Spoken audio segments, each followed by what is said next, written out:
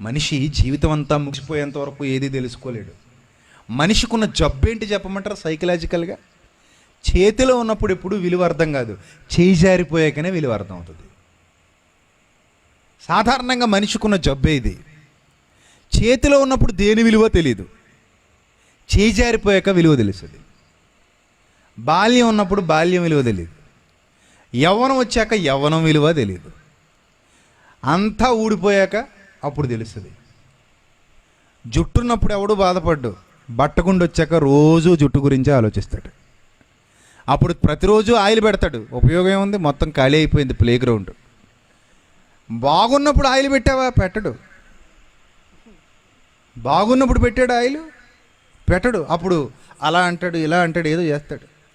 మొత్తం పైన ఒక మైదానం ఏర్పడిన తర్వాత రోజు ఆయిల్ మర్దన చేస్తుంటాడు. ఊడిపోయినవి ఏమైనా మొలుస్తాయేమో అని ఆశ. అసలు ఓడక మునిపి ఏమైనా జాగ్రత్తలు తీసుకున్నావా అంటే అప్పుడు విలువ తెలీదు. ప్లే గ్రౌండ్ అయిపోయాకనే మనకేం తెలుస్తుంది? విలువ తెలుస్తుంది. చేతిలో వస్తువు బాగున్నంతసేపు దాని విలువ తెలీదు. వస్తువు కింద పడిపోయి పగిలిపోయిన తర్వాత ఆ వస్తువు అవసరత మరలా వస్తున్నప్పుడు, అయ్యో ఆ రోజే నేను కొంచెం జాగ్రత్తగా ఈ వస్తువును హ్యాండిల్ చేసి ఉంటే, హ్యాండిల్ విత్ కేర్ అనే మాట ఆ రోజు గుర్తొచ్చుండుంటే ఈరోజు ఈ బాధ లేకపోయేటిది కదా అనిపిస్తుంది. వస్తువు కానీ, వ్యక్తులు కానీ, బంధాలు కానీ, అనుబంధాలు కానీ, అవకాశాలు కానీ, ఏదైనా సరే మనిషికి చేతిలో ఉన్నంత వరకు విలువ తెలియదు. డబ్బు కూడా అంతే. చేతిలో ఉన్నంత కాలం అనుభవించి రాజా అంటాడు, అంతా అయిపోయాక అడుక్కు తిని రాజా అంటాడు. అనుభవించినప్పుడు అడుక్కు తినే పరిస్థితి గుర్తొచ్చిందా? గుర్తు రాలేదు. అడుక్కు తినేటప్పుడు అనుభవించిన రోజులు గుర్తు చేసుకుని ఆ కాలంలో అంటాడు. ఎందుకు ఇంకా పోయే కాలం వచ్చాక ఆ కాలంలో అని ఫ్లాష్ బ్యాక్లోకి వెళ్ళటం వల్ల ఏమైనా ప్రయోజనం ఉందా? ఆ కాలంలో ఏదో అయ్యిందిలే, ఇంకెందుకు దాని గురించి మాట్లాడుకునే ప్రయోజనం ఏముంది? అంతా చేజారిపోయిన తర్వాత దాని గురించి ఎక్కువ ఆలోచిస్తాడు. ఇదంతా మాదేనండి, ఈ ఎకరాలన్నీ ఒకప్పుడు మావే, ఇప్పుడేది నీ చేతిలో చిల్లిగా అవ్వలేదు, ఇంకెందుకయ్యా మా తాతలు నేతులు దాగారు అని చెప్పడం. మా తాతలు నేతులు దాగారని చెప్తున్నావు, నువ్వేం తాగుతున్నావు? నీకు గంజినీళ్ళు కూడా లేవు. అంటే అంతా అయిపోతే కానీ మనిషికి ఏం తెలీదు? విలువ తెలీదు. ప్రియులారా, ఆధ్యాత్మికంగా ఆత్మీయ జీవితంలో కూడా అంతేనండి. మనం కూడా అంతే. కొన్ని సందర్భాల్లో దేవుడు చేసే మేలు మనకు అర్థం కాదండి. దేవుడు నీ దగ్గరకు వచ్చి నీతో మాట్లాడుతున్నటువంటి మాటలు కూడా నీకు ఆ సమయంలో అర్థం కావు. అంతా అయిపోయిన తర్వాత, చేజారుకున్న తర్వాత, అవకాశాలన్నీ చేజారిపోయిన తర్వాత అప్పుడు అయ్యో అయ్యో అనే స్వభావం మనిషిది. ఇది నా మాట అనుకుంటున్నారా? కాదు. సాక్షాత్తు దేవుడే ఈ వాస్తవాన్ని తెలియజేశారు. చూస్తారా? చూడండి ఒక్కసారి. దేవుడు ఈ వాస్తవాన్ని ఎంత చక్కగా తెలియజేస్తున్నారో చూడండి ప్రియులారా. మనిషి అవకాశం ఉన్నంత వరకు దాని గురించి పట్టించుకోడు. అవకాశం చేజారిపోయిన తర్వాత మాత్రం లబోదిబోం అంటాడు. దేవుడు పిలిచినంత వరకు వాక్యంతో, ఆ పిలుపు వాక్యం ద్వారా అతనికి వినబడదు. దేవుడు ఆ మాటలు అతని నుంచి దూరం అయిపోయిన తర్వాత, లేకపోతే ఈ జీవితాన్ని కోల్పోయిన తర్వాత అయ్యో అని తలబాదుకుని ఏడుస్తాడు. ప్రయోజనమే ఉంది? మొత్తం ముగిసిపోయిన తర్వాత అయ్యో అనుకుంటే ఏ ప్రయోజనం లేదు. అవకాశం ఉన్నప్పుడే, తలుపు తడుతున్నప్పుడే తీయగలిగిన వాడే నిజమైన యథార్థవంతుడు, అవకాశాన్ని సద్వినియోగం చేసుకునేవాడు. కానీ మనిషి సైకాలజీ ఏంటోనండి, అయిపోయాక బాధపడమే అలవాటు చేసుకున్నాడు. ఉన్నప్పుడు విలువ తెలుసుకునే స్థితిలో లేడు. ఒకనాడు ఇశ్రాయేలీయుల పరిస్థితి కూడా అదే. వాళ్ళకి ఛాయారూపకంగా దేవుడు చాలా చూపించాడు, కానీ వాళ్ళకి అర్థం కాలేదు. ఇదే మనిషి యొక్క సైకాలజీ. చూడండి దేవుడు ఏం చెబుతున్నాడు. సామెతల గ్రంథం 5వ అధ్యాయము 1వ వచనం. సామెతల గ్రంథం 5వ అధ్యాయము 1వ వచనం ఒకసారి చూడండి ఏమని రాయబడిందో.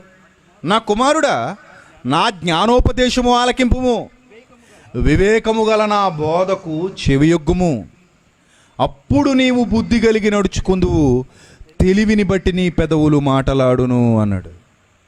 ఇవన్నీ ఒక మార్గం తప్పి తిరుగుతున్న మార్గభ్రష్టులైన పిల్లలకు తండ్రి తెలియజేసేటువంటి మాటలు.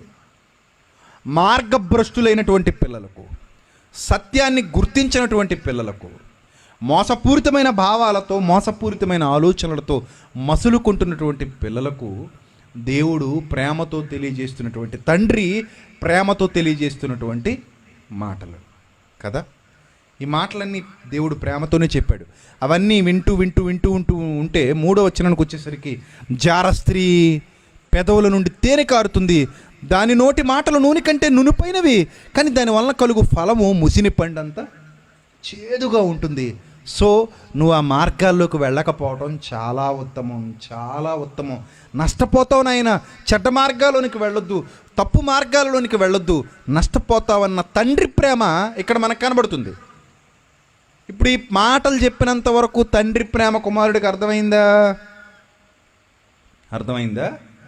అర్థం కాదు. చెప్తున్నాను కదా, చేజారిపోతే తప్ప మనిషికి విలువ తెలీదు. కోల్పోయాకనే గ్రహించడం మొదలు పెడతాడు, కోల్పోయాకనే ఆలోచించడం మొదలు పెడతాడు. కోల్పోయేంత వరకు మనిషికి ఆలోచన రానే రాదు. యాక్సిడెంట్ అయిపోయింది మొన్న ఒక అబ్బాయికి, అమ్మ గుర్తొచ్చింది, లబోదిబోమంటున్నాడు. మరి వేగంగా రీయమని తిప్పుతున్నప్పుడు అమ్మ గుర్తు రాలేదా? రక్తం ఒంట్లో ఉన్నంతసేపు అమ్మ గుర్తు రాలేదు. రక్తం నేల మీద ప్రవహిస్తున్నప్పుడు ఎవరు గుర్తొస్తున్నారు? అమ్మ గుర్తొస్తుంది. ఒంట్లో ఉన్నప్పుడే జాగ్రత్తగా ఉంటే నేల మీద ప్రవహించే పరిస్థితి ఉంటుందా? చెప్పండి.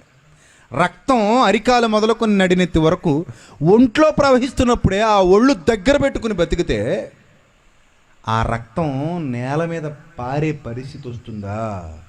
రాదు. నేల మీద పారుతున్నప్పుడు అనుకుంటాడు, కొంచెం మెల్లిగా వెళ్ళుంటే బాగుండేదేమో అనుకుంటాడు. ఒంట్లో పారుతున్నప్పుడు ఏమనుకుంటాడు తెలుసా? ఎప్పుడు కాకపోతే ఎప్పుడు వెళ్తావు, మేఘాల్లో తేలిపో అంటాడు. మేఘాల్లో తేలిపోయేటప్పుడు నేల మీద పారే రక్తం గుర్తుకు రాదు నాయన. నేల మీద పారే రక్తం కనబడుతున్నప్పుడు మేఘాల్లో తేలిపోవాలన్న ఆలోచనలు రావింకా. ఈ బుద్ధి అక్కడ రక్తం ఉన్నప్పుడే ఉండుంటే నేల మీద నదులు ప్రవహించేవి కాదు కదా. తెలీదంటే మనిషి సైకాలజీ ఏంటో మరి భ్రష్టు పట్టిపోయింది మనిషి యొక్క ఆలోచన. చూడండి ఏం జరిగిందో. తండ్రి చెబుతున్నాడు, కుమారుడా నా జ్ఞానోపదేశం ఆలకించు, నా మాట ఆలకించు, మరణానికి వెళ్ళిపోకు, జీవమార్గంలో నడుచుకో. చాలా విషయాలు చెప్పాడు తండ్రి, కానీ ఈ బిడ్డ వినడు. అందుకే 12వ వచనానికి వచ్చేసరికి ఏమంటున్నాడు చూడండి, అయ్యో అయ్యో ఉపదేశము నేను ఎట్లు త్రోసివేసి తిని, ఉపదేశము నేను ఎట్లు త్రోసివేసి తిని, నేను ఎట్లు త్రోసివేసి తిని, నా హృదయము గద్దింపును ఎట్లు తృణీకరించాయి. అర్థం కావట్లేదు నాకు ఇప్పుడు. అసలు ఎందుకు ఇలాంటి పాడు పని చేశాను? అసలు ఎందుకు ఇలాంటి తప్పు పని చేశాను? నేను ఎందుకు ఇంత బుద్ధిహీనంగా ఆలోచించాను? అయ్యో ఉపదేశము నేను ఎట్లు త్రోసివేసి తిని, నా హృదయము గద్దింపును ఎట్లు తృణీకరించాను, నా బోధకుల మాట నేను వినకపోతిని. చూసారా? నా బోధకుల మాట నేను వినకపోతిని, నా ఉపదేశకులకు నేను చెవి యొగ్గలేదు. నేను సమాజము మధ్యలో, సంఘముల మధ్యలో ఉన్నప్పుడు ఉండినను ప్రతి విధమైన దౌష్ట్యమును కనుక, దుష్ట స్వభావము, దుష్టత్వము, దౌష్ట్యము అంటే దుష్టుని నుండి పుట్టినది.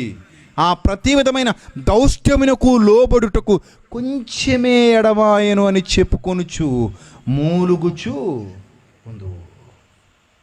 చూసారా?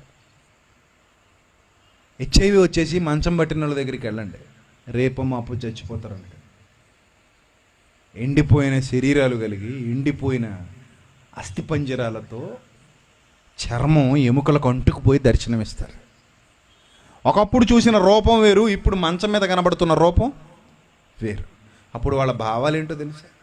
ఏ అమ్మాయి అందంగా ఉంది, ఏ అమ్మాయితో పొందు చేయాలి, ఎవరితో తిరగాలి, ఎంత డబ్బు ఖర్చు పెట్టాలి, ఎలా ఎంజాయ్ చేయాలి, అసలు ఈ భావాలే వాళ్ళకి రావు. చెయ్యి లేపలేక, కాలు కదపలేక, బాత్రూమ్కి కూడా వెళ్ళలేక, నడిపించే నాదుడు లేక, మందులకు డబ్బులు లేక, తినటానికి తిండి లేక, రోగం ఉందని పట్టించుకునే నాదుడు లేక, మంచానికి అంటుకుపోయి బాధాకరమైన జీవితం జీవిస్తూ ఉంటారు. అప్పుడు ఎవరితోనూ సంభోగాలు చేయాలన్న భావాలు రావు. అప్పుడు భావాలేంటో తెలుసా?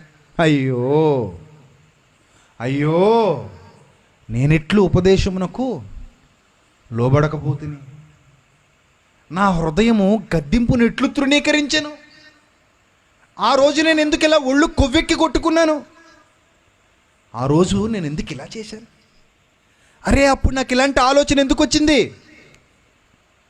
నేను ఎందుకు ఆనాడు సత్యానికి తలొగ్గలేకపోయాను, నేను ఎందుకు మేలైన మాటల్ని వినటానికి మనసు ఇవ్వలేకపోయాను అని బాధపడుతూ కృంగిపోయే పరిస్థితులు ఆ మంచం దగ్గర కనబడతాయి. అది గతానికి వర్తమానానికి ఉన్న తేడా. అప్పటికి ఇప్పటికీ ఉన్న తేడా అది. కోల్పోయిన తర్వాత ఏడ్చిన ప్రయోజనం లేదు. ప్రియులారా, మీరు ఆలోచన చేయండి. దేవుడు కూడా మనకి చాలా మేలు చేయాలనుకుంటున్నారు. ఆయన మేలు చేయాలనుకుంటున్నారు, మనం మాత్రం దానికి దూరంగా వెళ్ళిపోతున్నాం.